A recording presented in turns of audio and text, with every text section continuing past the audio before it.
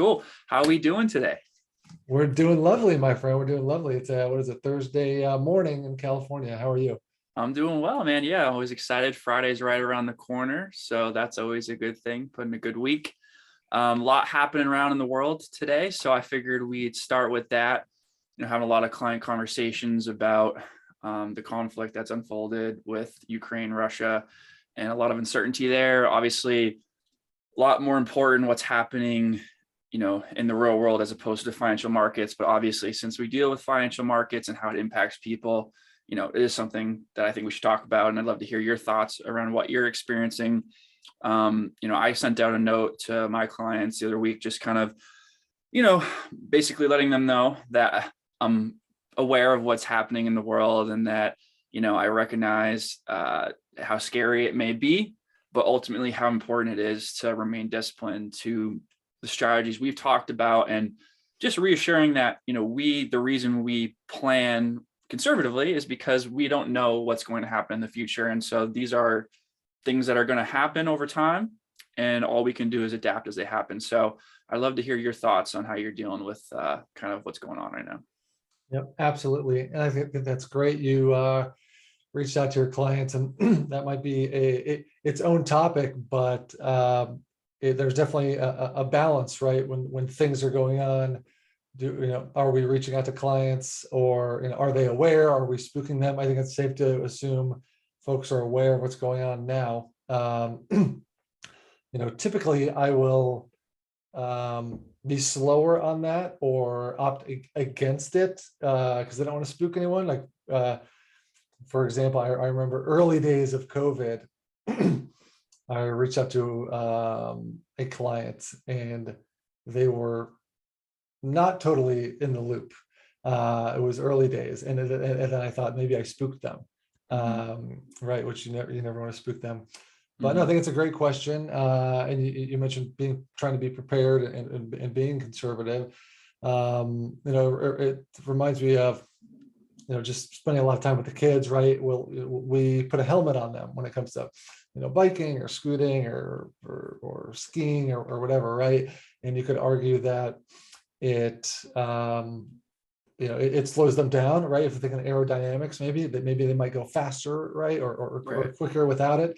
But we know it's important, and we know at some point they're maybe going to crash, and at some point they're going to need it, right? And I think in crazy bull markets, having bonds or having diversification or even exposure lately to international equities or alternative assets or cash savings, right? That stuff could be a drag, right? Could be like a very parachuted helmet, but we know there are times where it really does come into play, and it is really important, right? And it's almost a no-win situation where when things are going really well, the helmet is slowing us down, right? So we're kind of unpopular there. And then when the times the helmet does come into play, we're crashing and burning and crying on the ground, right? So similar thing. We're having some volatility now, so the diversification is nice, but hey, we're still down, so we're still losing. So it's almost I think one an important factor that we chatted a little bit about last time is, even when we know an event is coming or some event is coming, we never know what the event is, but we know something is around the corner. We never know how the market's going to react to that, right? Just like if you have a good earnings report, the stock could go up or down. In one a way I equate that is if a bear is running at you, right? If I could guess that which way you're going to run, and I could think you're probably going to run left, but maybe you're going to run right. We just don't know. So we have these, we had some turbulence in January, February, but even with this Russia-Ukraine stuff, there's been some down days, there's been some big up days, right? And we just, we never know how things are going to react. Yeah. I mean, the way I look at it is I kind of like try to be pragmatic when it comes to investing. It's like, if we look at the world stock market, I kind of use that as the benchmark for stocks because it just kind of encompasses all the different companies out there. Russia represents a fairly small portion of the global economy. So, obviously I pretty sure their stock exchange has been halted and their companies, are like basically worthless right now. And so obviously if you owned a lot of Russian companies, then you'd be in big trouble, which goes to the importance of not owning, companies. Like, for example, a lot of people in Russia only own Russian companies. So, I think they have bigger things they're worried about, but that is something as far as that home country bias. But my point is that, I think the biggest risk is obviously nuclear war, which is a much bigger topic. And so, but the way I look at it is like, if that did come to fruition, like we have bigger problems to worry about, and it didn't matter anyways. So it's like, you have to invest optimistically and stay invested.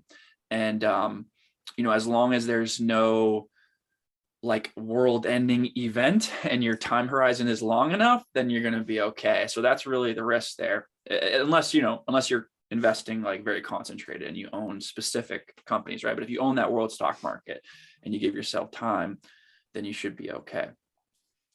Yep, absolutely. And you make a good point, right? Where we have bigger fish to fry if there is a nuclear war, right? And it's similar, and it sounds funny, but it's legitimate, right? And similar conversations around COVID, where if the world ends, for example, right, or everyone dies, then it didn't matter anyways. Yeah. Like why? Yeah, exactly. And with your client, do you ever? So with our clients, we draw an arbitrary line when talking about some of this stuff, where it's like, this is short-term money, right? This is emergency fund, or this is like down payment money, and this is long-term money, right? And when these situations arise, our short-term money, right, the money we maybe need in the near term, it is not at risk, right? The emergency fund's not at risk right now. The down payment money is not at risk. So in a sense, we're fully protected there. And then the long-term bucket, it is exposed, but it's always exposed. And we know, going back to the kid example, right? We know we're going to skin our knees, right? We know there's going to be these drawdowns. So again, we don't know what's going to happen, right? We don't know what conflict or what crisis is going to happen in next year, 2023. But, it's safe to say there's going to be something. Yeah, for sure. There's always going to be something. And that's why we are compensated for that short-term risk as investors, right? It's if there was no risk, then there wouldn't be a return associated with that. So, and so to your point about the cash reserve, obviously this is a great time. Well, it isn't a great time to have a large cash reserve. But I'd love to hear your thoughts on, basically with inflation where it is today. I think most recently about 7% year over year.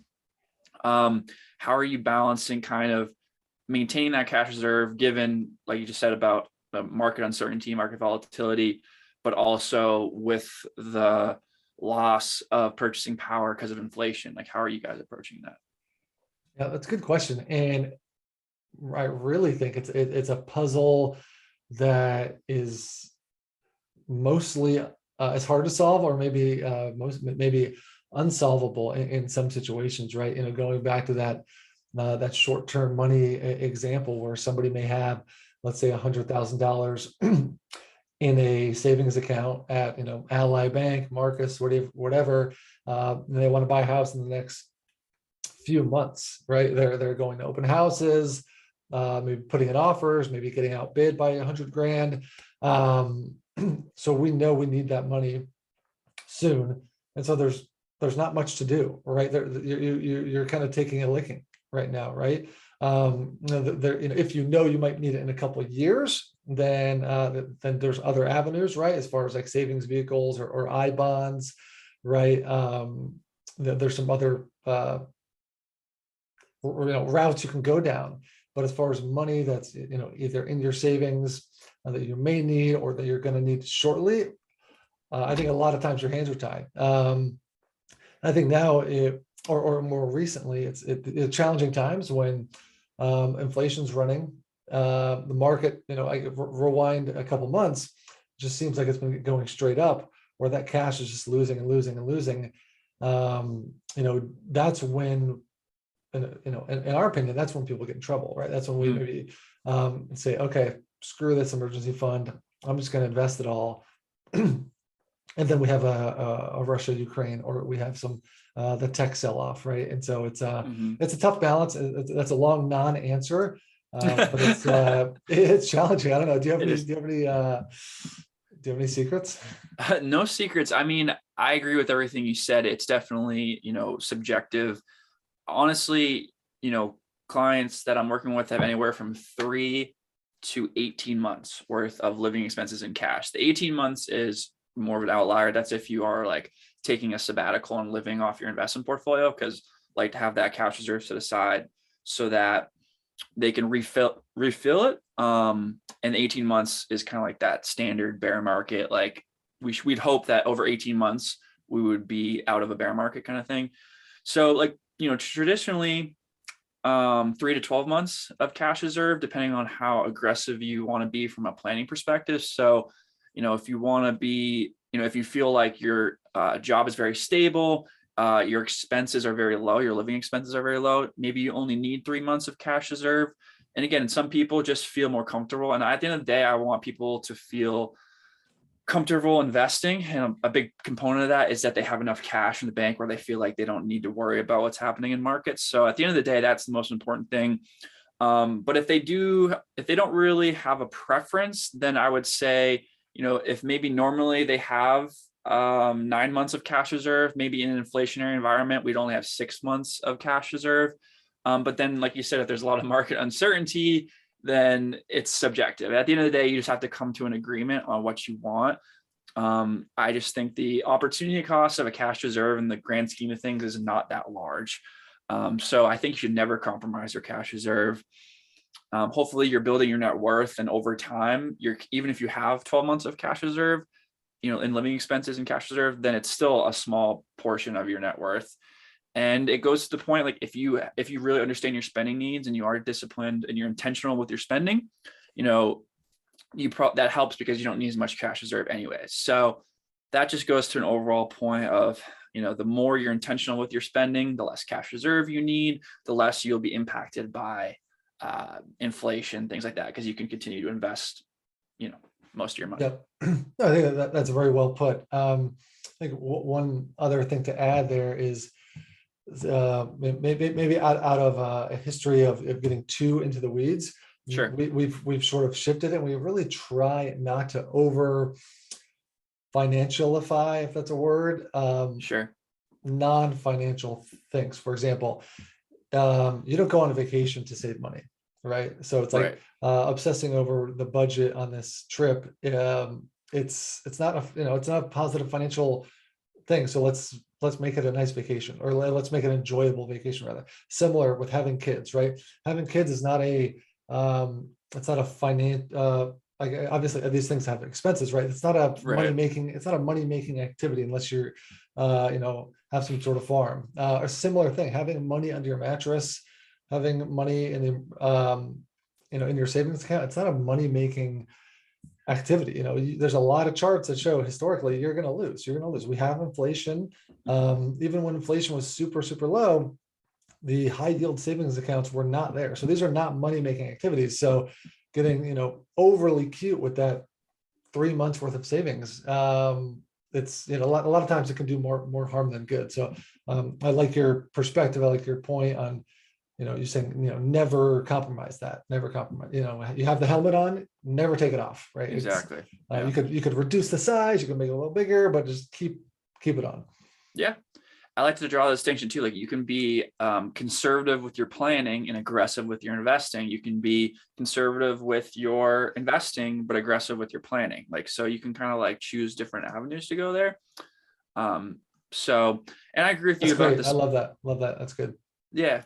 Thanks. And then you can, to your point as well about the spending thing, I agree. Like, I don't want people to be penny pitching. And like, if they are taking a sabbatical, for example, like sometimes they have withdrawal rates that are not sustainable long-term, but that's okay, especially because they're planning on going back to work at some point. Like you can use your money to do things. So. Exactly. Yeah. So the only other thing I wanted to talk about today was, it's been interesting to look at cryptocurrency as far as how that's being impacted by the Russia-Ukraine situation.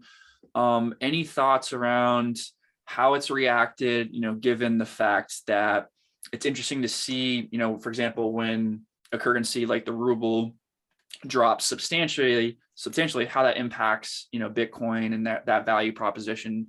Like, what are you thinking about that? Yeah, absolutely. I think Bitcoin's very interesting, obviously, cryptocurrency. And there's been a few events lately that I think have been, you know, newsworthy for the Bitcoin community, right? We've had some events in Canada, and Right. some events in Russia. And again, everyone has their own opinions, but as it relates to Bitcoin, there's been, with the protests up in Canada, there's been some, I don't know how temporary or how permanent, but there's been, hearing about account freezes, right? Or Mm-hmm. sort of debanking, either protesters or people that were funding or contributing, $50 to, the crowdfunding campaigns, right? Some people having their accounts frozen. So that's an interesting kind of Bitcoin development, right? And that's one of the Mm-hmm. thesis is, essentially be your own bank, right? Don't rely on this institution to give you your money when you need it, because we know in the vault it's not there, and then hey, they could, in some example, right? Again, deserved or not, or whatever. That's its own debate.